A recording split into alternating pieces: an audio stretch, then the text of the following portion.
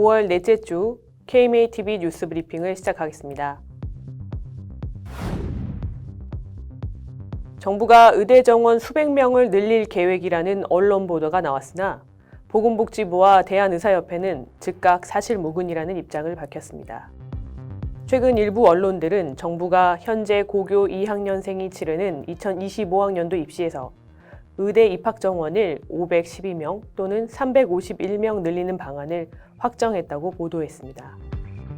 이에 대해 보건복지부는 의료계와 논의된 바 없다고 공식 부인했고, 대한의사협회도 그간 보건복지부와 의대 정원이나 지역 공공의사제도를 논의한 적 없다고 일축했습니다.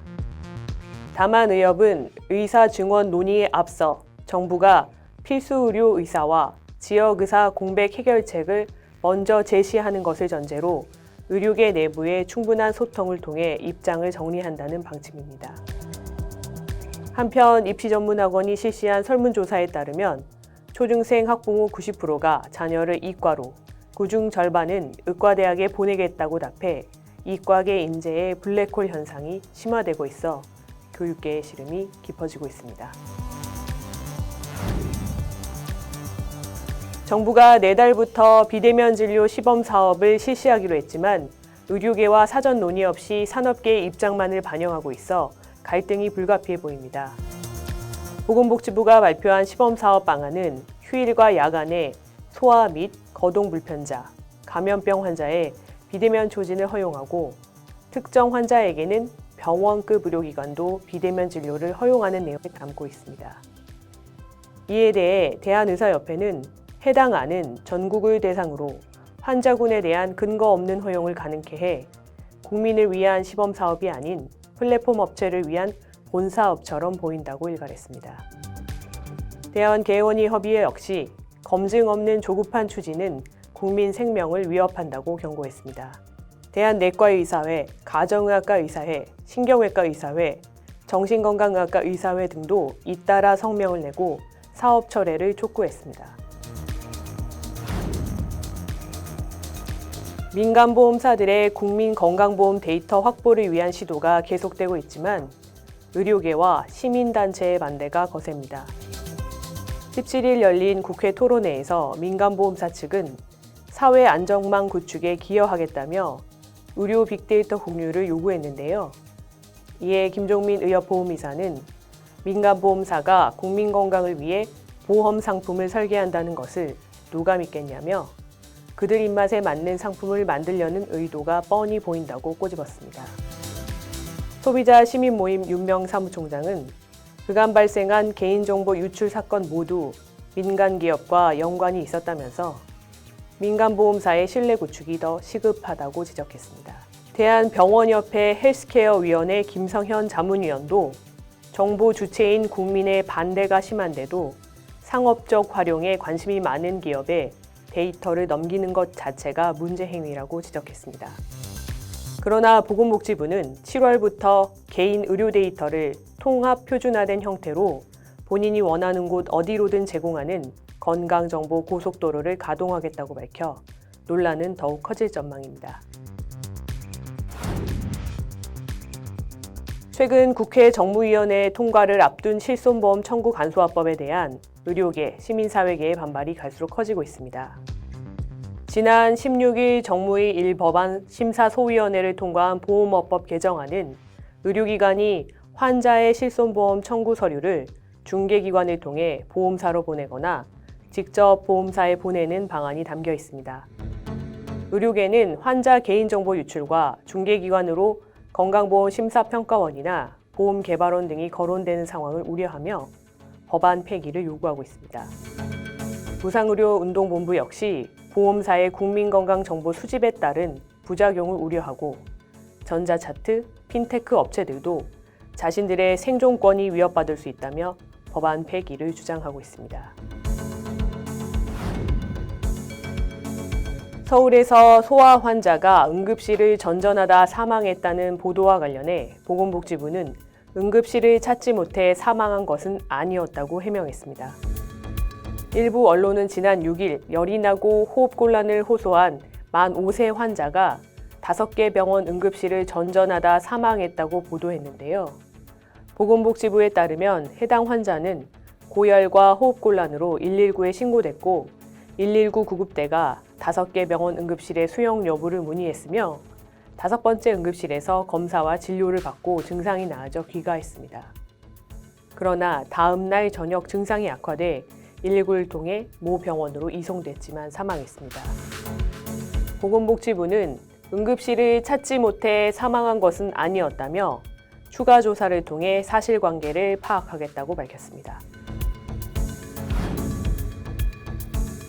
열악한 근무 환경과 의료 사고에 대한 두려움이 필수 의료를 기피하게 만드는 요인이라는 현장의 목소리가 나왔습니다.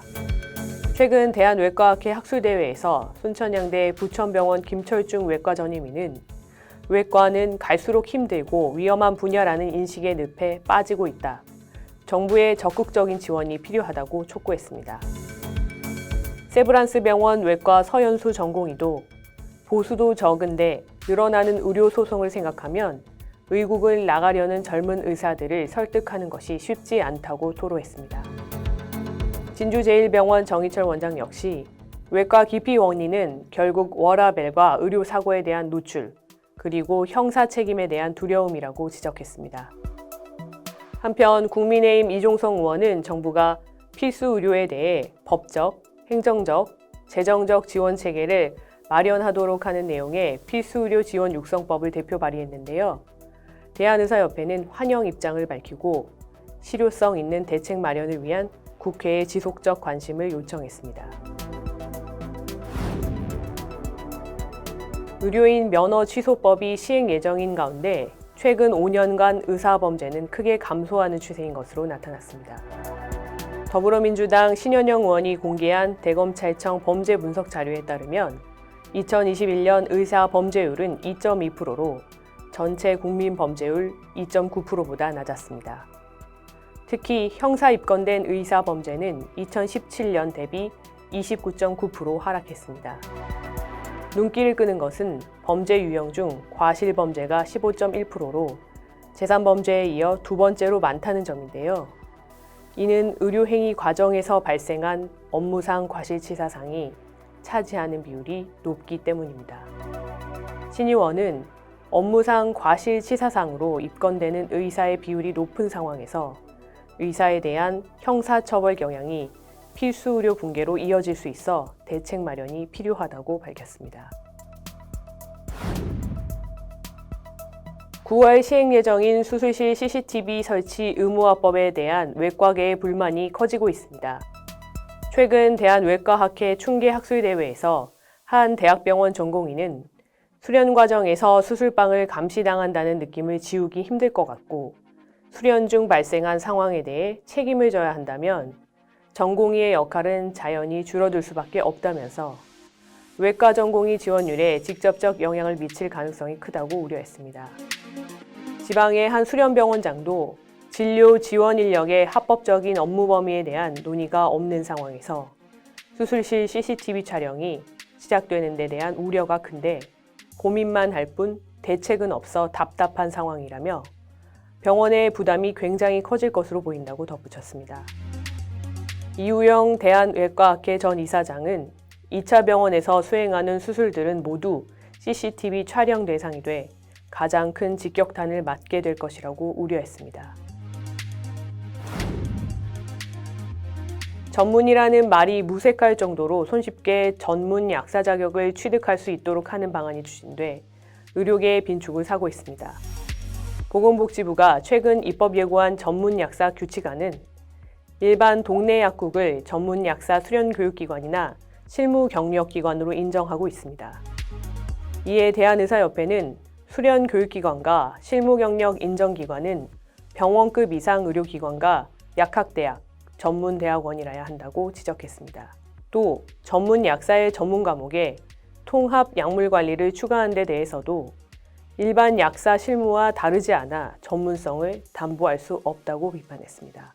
아울러 우리나라 전문의는 주당 최대 88시간의 혹독한 교육과 임상 경험을 거쳐 자격을 취득하고 있다면서 전문성을 저해하고 전문 약사 제도의 취지에 어긋나는 규칙안의 입법 예고를 즉각 중단하라고 요구했습니다.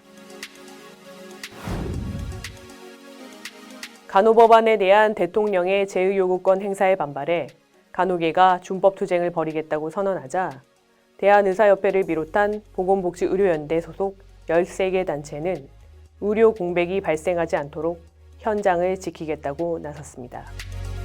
연대는 집단행동을 통해 국민의 건강을 장기적으로 위협하겠다고 선언한 간호협회에 깊은 우려를 표한다며 국민 생명을 담보로 한 편법적인 연차투쟁과 호울 좋은 준법투쟁으로 의료 공백이 발생하지 않도록 보건복지 현장을 든든히 지키겠다고 밝혔습니다.